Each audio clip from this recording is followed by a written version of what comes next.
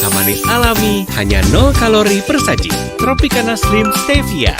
Pemerintah menawarkan sejumlah proyek infrastruktur di acara Konferensi Infrastruktur Internasional 2025. Termasuk diantaranya 3 proyek jalan tol dengan total nilai Rp87,74 triliun.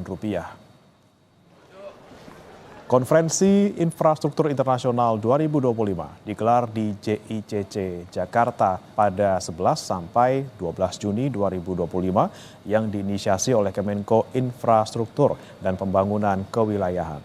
Dalam konferensi ini, pemerintah menawarkan sejumlah proyek infrastruktur, termasuk diantaranya akan ditawarkan 3 proyek jalan tol.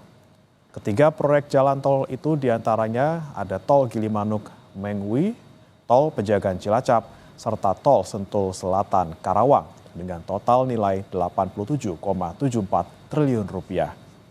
Selain itu, infrastruktur yang diincar untuk mendapat investasi adalah tempat pengolahan sampah terpadu Manggar di Balikpapan.